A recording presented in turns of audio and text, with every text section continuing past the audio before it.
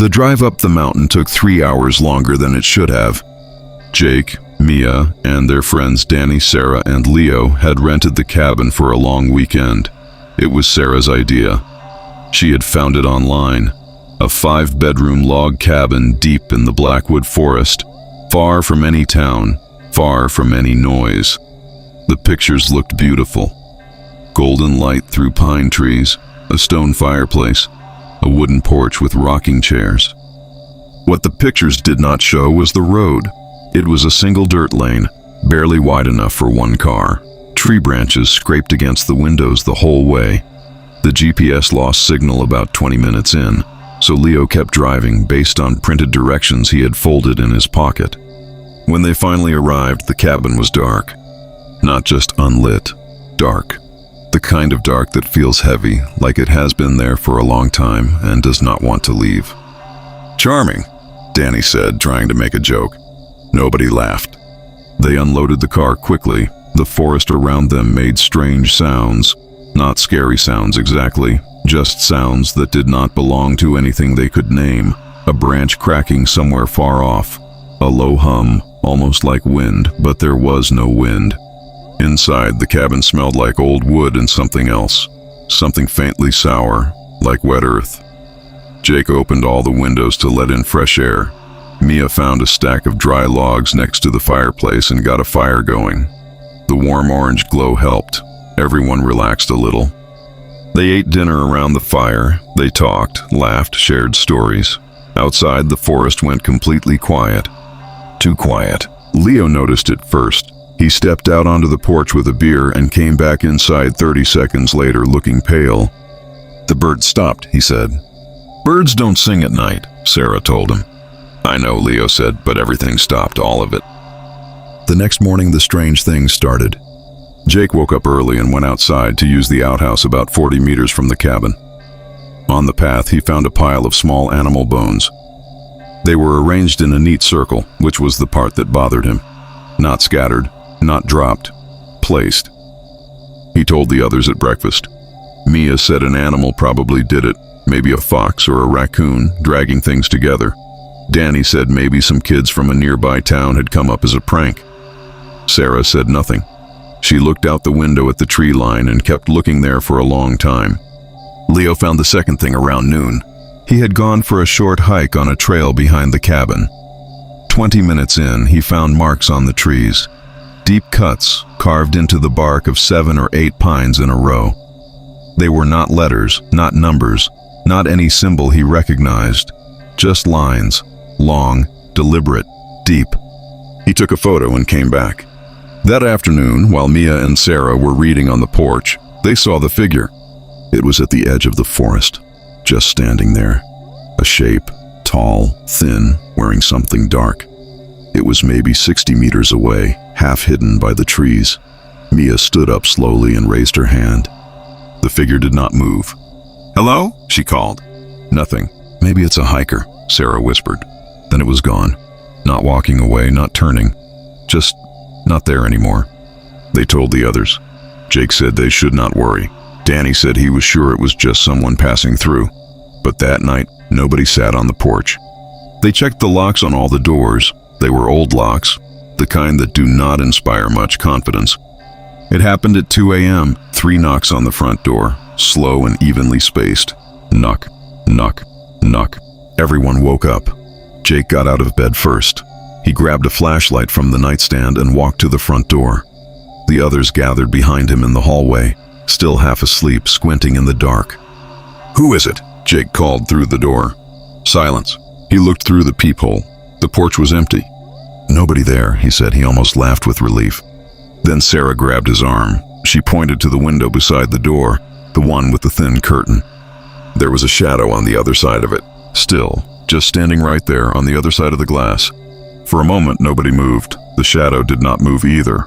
Then Leo grabbed a kitchen knife from the counter. Danny picked up a fireplace poker. Jake slowly pulled back the curtain. Nothing. The porch was empty. The yard beyond it was empty. The tree line was dark and still.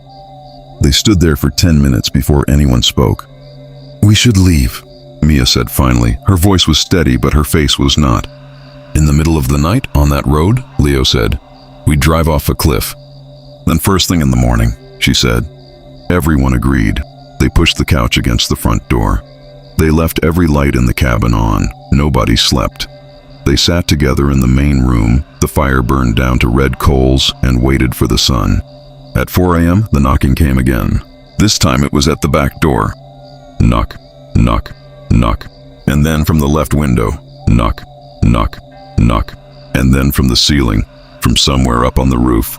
Long, slow, dragging sounds, like something was crawling across the shingles, slowly, taking its time. They huddled together in the center of the room and did not look at the windows. Sarah was shaking. Danny had his arm around her. Leo had the fireplace poker and would not put it down. Then, all at once, the sound stopped. The night went completely still. At dawn, they all ran to the car. They made it 30 minutes down the mountain road before the car stopped.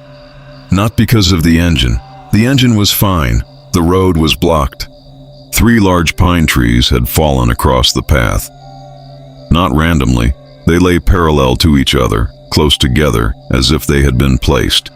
There was no chainsaw, no axe, nothing that could cut through them quickly. They were massive. An overnight storm could have done this, Jake said, but even he didn't sound like he believed it. They tried to call for help. No signal. Of course, the signal had dropped before they even reached the cabin the first time. They sat in the car for a moment. Nobody wanted to say what they were all thinking. "We walk back up," Leo said at last. "We get supplies, we wait, we try again tomorrow." "No," Mia said. "We walk down the mountain, on foot." "That's 20 miles, Danny said. "Then we start now," she said. They took food, water, the car's emergency kit, and the flashlights. They started walking. The road was steep, and the forest on both sides was thick. The trees pressed in close, blocking the sky except for a narrow strip of pale morning gray above the road. They were about a mile down when Jake stopped. "Someone is following us," he said quietly. They all turned around. The road behind them was empty. "How do you know?" Sarah asked. "I've heard footsteps," he said, "behind us. Every time we stop, they stop." They listened. The forest was completely silent. "Walk," Mia said. They walked faster. The footsteps, if that's what they were, stayed with them. Every time they stopped, silence. Every time they moved, something moved behind them, matching their pace, staying just out of sight. Then Danny looked up.